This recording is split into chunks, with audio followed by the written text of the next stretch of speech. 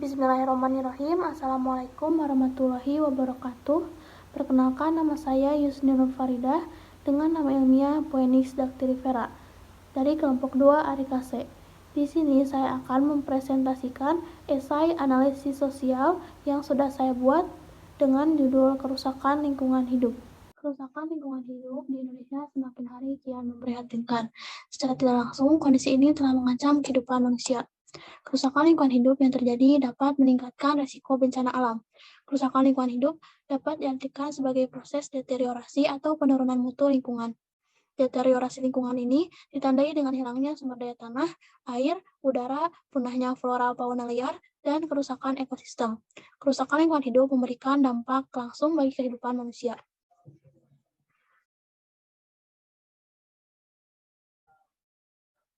Kerusakan lingkungan hidup akibat proses alam. Yang pertama ada kerusakan lingkungan akibat gunung meletus. Gunung meletus adalah peristiwa keluarnya endapan magma dari perut bumi yang didorong oleh gas bertekanan tinggi yang terjadi pada gunung-gunung berapi aktif maupun gunung berapi yang sudah dinyatakan tidak aktif. Hasil letusan gunung berapi antara lain yaitu lava, lahar panas, gas vulkanik, hujan abu, dan awan panas yang dapat mempengaruhi lingkungan hidup di sekitarnya. Bentuk kerusakan yang diakibatkan oleh meletusnya gunung berapi yaitu material padat yang terlempar, dapat merusak, menimpa, bahkan menimbun lahan pertanian, hutan, perkebunan, hingga pemukiman penduduk. Hujan abu vulkanik yang dikeluarkan akan menyebabkan gangguan pernapasan, menimbulkan kabut tebal yang mempengaruhi jarak pandang, dan intensitas cahaya matahari menjadi redup. Dan yang terakhir, gas yang mengandung racun dapat mengancam keselamatan manusia, hewan, dan tumbuhan di sekitarnya. Yang kedua, kerusakan lingkungan akibat gempa bumi. Gempa bumi adalah getaran atau guncangan yang terjadi di permukaan bumi yang disebabkan oleh pelepasan energi dari bawah permukaan secara tiba-tiba. Gempa bumi biasa disebabkan oleh pergerakan lempengan bumi atau bisa juga disebabkan oleh letusan gunung berapi. Kerusakan yang ditimbulkan oleh gempa bumi yaitu runtuhnya bangunan, terjadinya bencana susulan seperti tanah longsor, perubahan struktur tanah dan batuan, kerusakan lahan pertanian dan perkebunan, pencemaran udara, krisis air bersih, dan bahkan yang paling parah bisa menimbulkan atau memakan korban jiwa. Yang ketiga, kerusakan lingkungan akibat banjir. Banjir adalah peristiwa terendamnya daratan oleh air yang berlebihan. Banjir mengakibatkan kerusakan mulai dari kerusakan bangunan, tercemarnya air bersih, membunuh tumbuhan dan hewan, menyebabkan pencemaran lingkungan, menimbulkan penyebaran penyakit, hingga bencana susulan seperti longsor, serta bisa sampai memakan korban jiwa. Yang keempat, yaitu kerusakan lingkungan akibat tanah longsor. Tanah longsor adalah peristiwa geologi yang diakibatkan oleh pergerakan batuan atau tanah dengan berbagai tipe dan jenis, seperti jatuhnya bebatuan atau gumpalan besar tanah. Tanah longsor dapat diakibatkan oleh erosi karena gerusan air pada kaki lereng yang curam, melemahnya kepadatan lereng dari bebatuan, dan tanah akibat saturasi yang diakibatkan oleh hujan lebat. Tanah longsor mengakibatkan kerusakan lingkungan seperti kerusakan bangunan, kerusakan lahan pertanian dan perkebunan. Tanah longsor juga dapat memutuskan jalur transportasi, membuat krisis air bersih, dan yang paling berbahaya, tanah longsor dapat memakan korban jiwa. Selanjutnya, kerusakan lingkungan akibat badai. Badai, angin topan, angin puting beliung, angin ribut, dan sejenisnya adalah bencana alam yang disebabkan oleh pergerakan udara yang sangat kencang, yang dipicu perbedaan tekanan udara. Bencana ini mengakibatkan kerusakan lingkungan, diantaranya rusaknya bangunan dan runtuhnya pepohonan, rusaknya area pertanian dan perkebunan, dan membuat tingginya ombak di lautan. Selanjutnya ada kerusakan lingkungan akibat tsunami. Tsunami adalah perpindahan badan air yang disebabkan oleh perubahan permukaan laut secara vertikal dengan sangat tiba-tiba. Tsunami juga dapat diakibatkan oleh gempa bumi yang terjadi di laut, letusan gunung berapi bawah laut, ataupun longsor di dasar laut.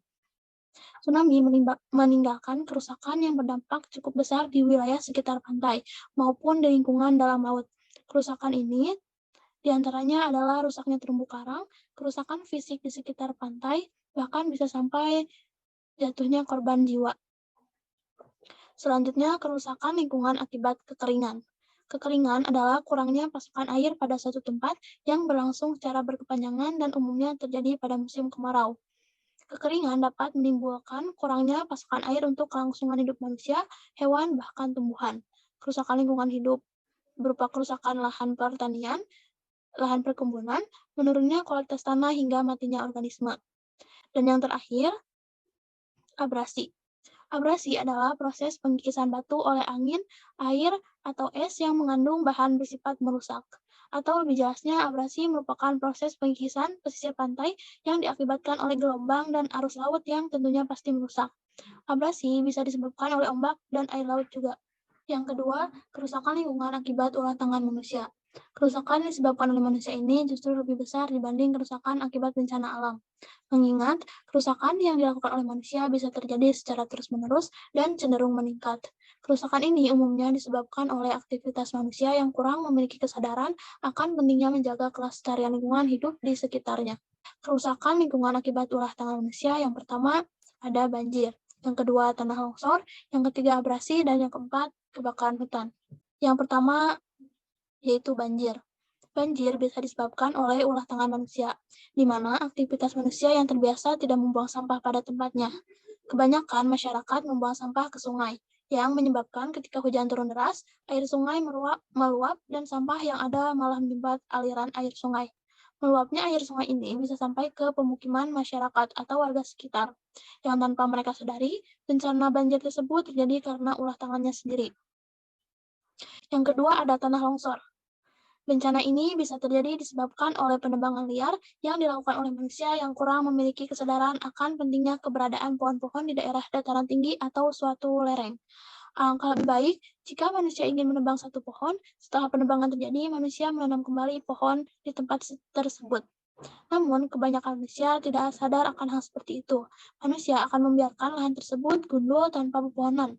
Manusia juga membuat lahan yang seharusnya ditumbuhi banyak pepohonan menjadi pemukiman tempat tinggal mereka sendiri. Padahal, dari hal tersebut bisa menyebabkan sebuah bencana tanah longsor. Tanah longsor terjadi ketika musim hujan tiba. Hal ini terjadi karena derasnya air hujan yang turun. Jika adanya pohon dengan akarnya yang kuat dapat menyerap air hujan tersebut dan mencengkram tanah. Namun sebaliknya, jika tempat itu gundul, tidak ada pepohonan, maka tanah tersebut tidak dapat menyerap lebih banyak air dan menimbulkan tanah longsor. Yang ketiga, ada abrasi.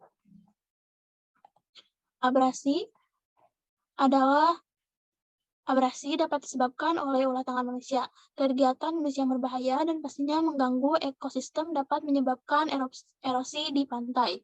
Kegiatan tersebut misalnya eksploitasi sumber daya laut, aktivitas kendaraan bermotor, pabrik industri, dan kebakaran hutan yang dapat menyebabkan pemanasan global. Kenaikan suhu ini yang menyebabkan es di daerah kutub mencair dan permukaan air laut meningkat. Peningkatan ini menyebabkan erosi. Yang terakhir ada kebakaran hutan. Kebakaran hutan adalah kebakaran yang terjadi di suatu hutan yang dapat meluas dengan cepat dan tidak dapat dikontrol. Besarnya api pada kebakaran hutan dapat merambat dengan cepat dan membuat api semakin besar dengan hembusan angin. Kebakaran hutan dapat memusnahkan lahan dan hewan yang ada di dalamnya dalam hitungan menit. Kebakaran hutan bisa disebabkan oleh aktivitas yang manusia lakukan, di antaranya yaitu membuang puntung rokok sembarangan, api unggun yang dinyalakan ketika perkemahan, membakar sampah sembarangan di hutan, dan perambahan hutan atau migrasi penduduk ke dalam hutan. Ternyata masih banyak bencana alam yang dapat kita cegah dengan kita menanamkan kesadaran dalam diri untuk senantiasa menjaga lingkungan alam sekitar. Bencana alam karena ulah tangan manusia maupun karena alamnya sendiri kita dapat mencegahnya, mulai dari menjaga kebersihan lingkungan, tidak membuang sampah sembarangan ke sungai, juga tidak membuang puntung rokok ke sembarang tempat di hutan. Mengurangi penebangan pohon liar, kurangi melakukan aktivitas yang akan membuat polusi udara atau membuat banyak asap kotor, dan lain-lain. Mungkin cukup sekian presentasi yang saya sampaikan. Mohon maaf bila ada kata-kata yang kurang berkenan. Terima kasih atas perhatiannya. Wassalamualaikum warahmatullahi wabarakatuh.